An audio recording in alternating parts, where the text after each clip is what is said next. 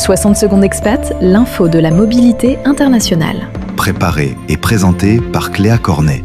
Le Mexique est mis à l'honneur cette année puisqu'il est l'un des pays hôtes de la Coupe du Monde. Une question se pose alors, est-il sûr de s'y expatrier ? Pour y répondre, regardons d'abord les chiffres. En 2025, plus de 20 000 Français étaient inscrits sur les listes consulaires. Si la communauté y est si nombreuse, c'est avant tout en raison de la très bonne réputation du pays.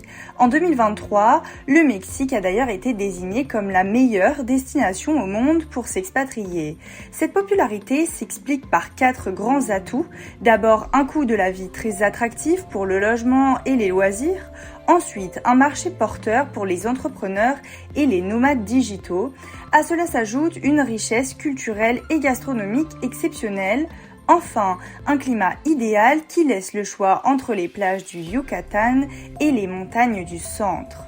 Pourtant, l'image du Mexique reste souvent associée au cartel de drogue. C'est ici que la réalité s'avère surprenante.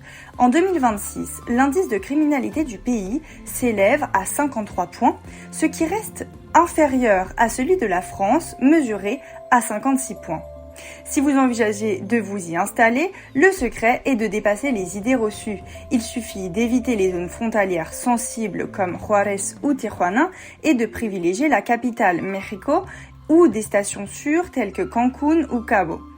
Et pour en revenir au foot, rendez-vous dans l'émission Sport Expat diffusée pendant toute la Coupe du Monde sur la radio des Français dans le monde et disponible en podcast sur fdlm.fr. L'info de la mobilité internationale À retrouver en podcast sur fdlm.fr.